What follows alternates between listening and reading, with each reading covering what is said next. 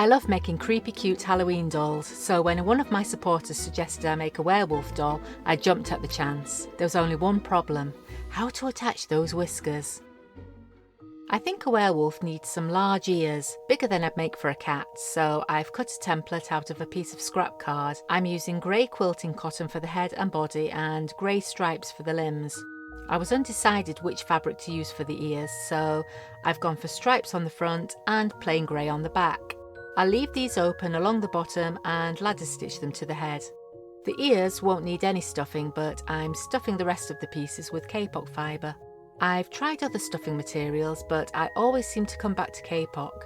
It's quite fine, so it can be pushed evenly into all those tiny corners and it gives a nice solid shape.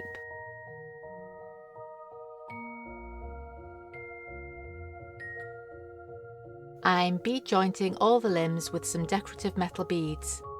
I'll attach those to the body later.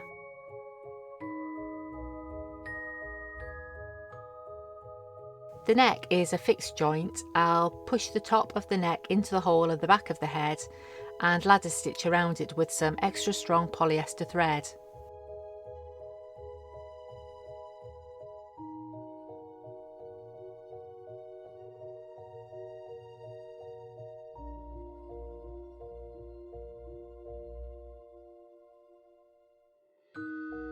Now I just need to hand stitch the ears in place and I can start adding some detail to the face.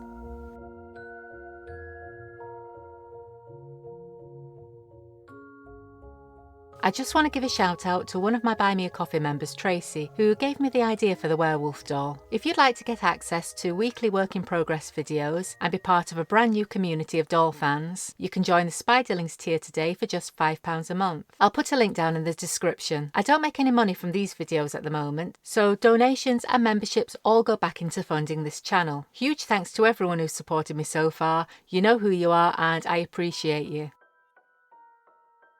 I'm using Derwent Coloursoft pencils to create some nice dark shadows around the eyes and contour the snout. I build up layers of dark brown and black coloured pencil and blend it with a blending pencil until I get a nice dense shadow.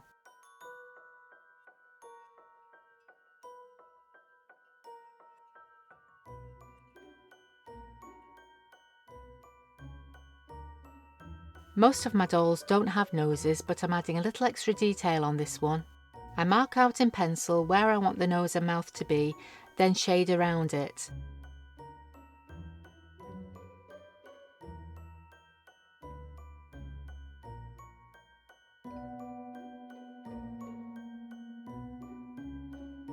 I'll fill that in with fine liner pens later, but first it needs a coat of fixative spray to stop it smudging. While the fixative is drying, I paint some boots. As usual, I'm using acrylics with a little fabric medium mixed in. I'm using the Liquitex fabric medium, which doesn't need heat fixing, but I will give it a blast with the hairdryer anyway, just to dry it a bit quicker.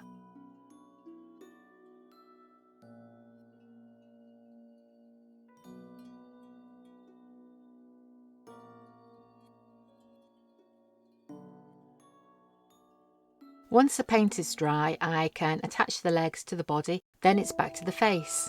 I've chosen some pale grey resin buttons for the eyes. They kind of remind me of moons, so they seem quite fitting for a werewolf. I'm using Derwent Line Maker ink pens to create the details on the face. I want to give her some whiskers, but I'm going to add those at the end.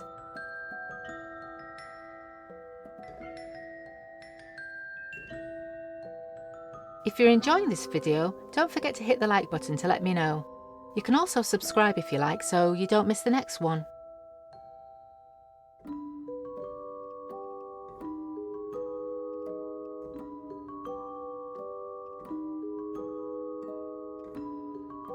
I think some crooked fangs will make her look a little more werewolf-like.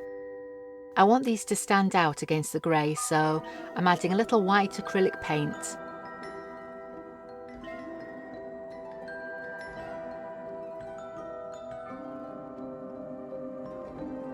A few finishing touches, then it's time to work on the dress. I want the dress to look all raggedy and tattered, so I'm using the no-sew method to make a skirt from scraps of lace. I've cut some strips of lace and I'm knotting them around a length of ribbon until it's long enough to fit around the waist. This is so simple to make, but it looks really effective. Combining a few different colours and textures of lace adds to the ragged effect.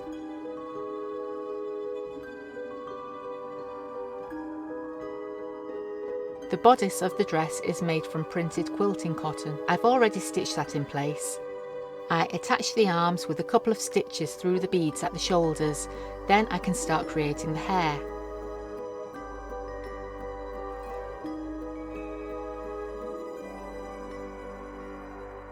I've chosen a couple of shades of acrylic yarn from the Signet Seriously Chunky Metallics range for the hair. The colours I'm using are rose gold and lead, which I think look awesome together. If I can find a link for those, I'll put it down in the description. I'm needle felting it in with the clover tool and 3 38 gauge needles.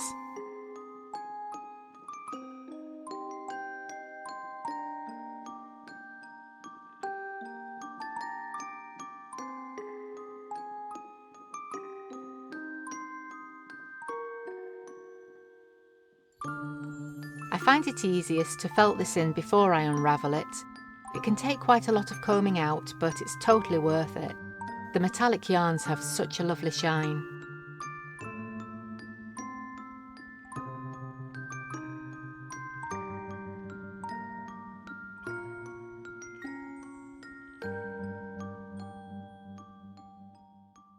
I tried a few different ways of attaching whiskers, but I don't want any visible knots on the face, so I decided to sew them through to the back of the head.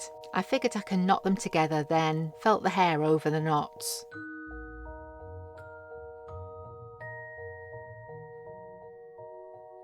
I'm using Gutterman linen thread for this. This thread has a sort of waxy coating on it, so it has a nice stiff texture. Because it's linen, it can be ironed to straighten out the curls, and it knots easily.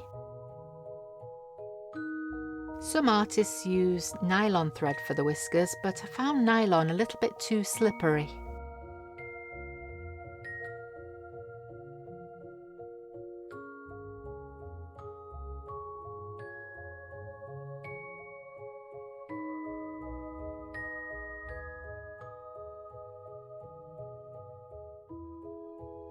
I really want to try out more whiskered creatures. If you made it this far into the video, leave me a comment and let me know what animals you'd like to see.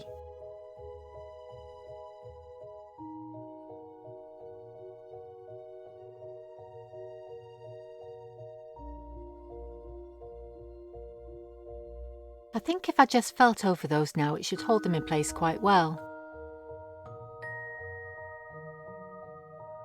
They just need a quick iron with the straighteners and she's good to go.